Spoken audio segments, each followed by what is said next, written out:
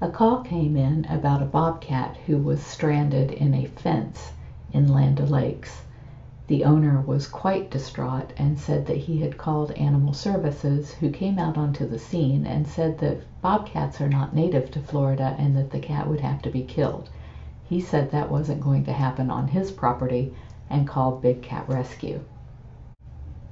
Jamie Veronica, Dr. Justin Borstein, Chris Poole and I all rushed to the scene and met the control officer there in the backyard of these people's home. If you look at the fence in the background, just to the right of those bushes, you can see the outline of the bobcat, who is hanging from one back toe. The animal control officer had tried to catch the cat with a snare pole, but the cat was thrashing about and really got tangled up badly in the wire. So we decided we would have to sedate the cat in order to not do any further damage. This young male bobcat was really worked up, so the sedation did not work, and we ended up having to sedate him a second time with a blowpipe.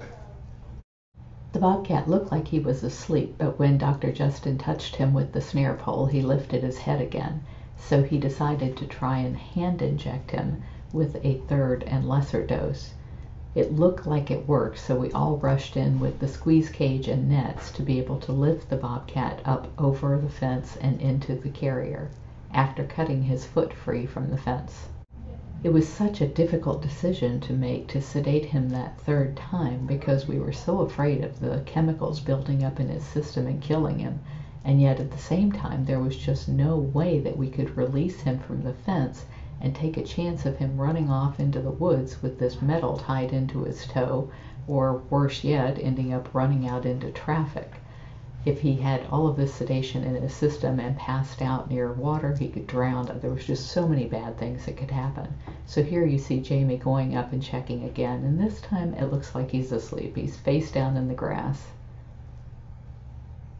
So again, we all rush into play to try and get him untangled from the fence. Here you can see how his toe is just helplessly tied into the knot of the hog wire fence. But I'll be danged if that cat didn't lift up his head again and warn us all back off of him. So the control officer put the noose around the cat's neck to try and hold him in place. He tried to get it around the chest, but the cat was not having any part of that.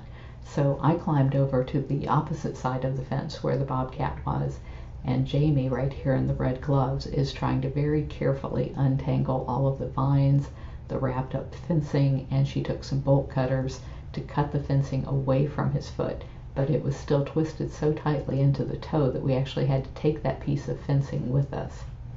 From the other side of the fence, I couldn't film it because I was doing it, but I grabbed the cat by the scruff of the neck and put him into the net, which they lifted over the fence, and then pushed him into the squeeze cage.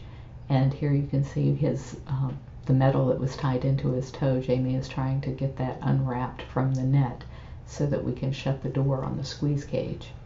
Chris will be coming out with a video that'll have a lot more detail as to what's going on, and you may have noticed that Dr. Justin was wearing a GoPro, so you'll see a lot of close-up footage of this rescue. We finally got the door shut. You can see the metal is still hopelessly twisted into his foot, so we'll have to get that out while he's under anesthesia at the vet hospital. We took him to the Animal Coalition of Tampa because that's where Dr. Justin Borstein practices. It was an equal distance from there, from the rescue site, to Ehrlich Animal Hospital, which is where Dr. Wynn is, or to Animal Coalition of Tampa. But we figured there was no reason in tying up two vets all afternoon, and this ended up being a 5 or 6 hour ordeal. Jamie slipped a gas mask down over the bobcat's face so that he would be more sedated for the purpose of the x-rays and getting blood and weight on him. We had estimated him to weigh about 19 or 20 pounds, and as it turns out, he weighed exactly 19 pounds. So the sedation amounts we knew were correct for sedating him the very first time he was sedated. The problem was he just had so much adrenaline running because he was trapped and scared, and so it was keeping him from being able to go to sleep. But he could not resist the power of the anesthesia through the mask.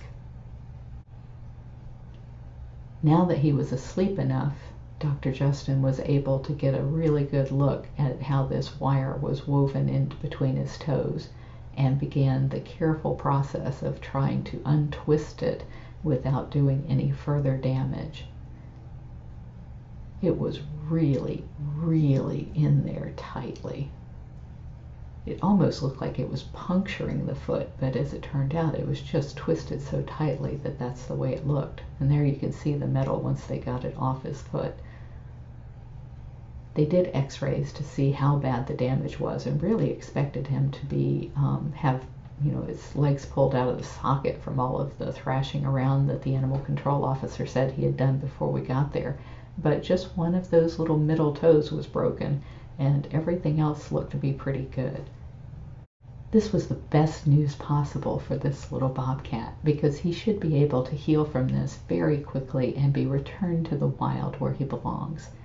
He'll be in the cat hospital for a couple of days getting pain management, and you can actually check in on him and watch his recovery on ustream.tv/channel/Big Cat Hospital. Thank you very much for all that you do to make it possible for us to help little bobcats like him.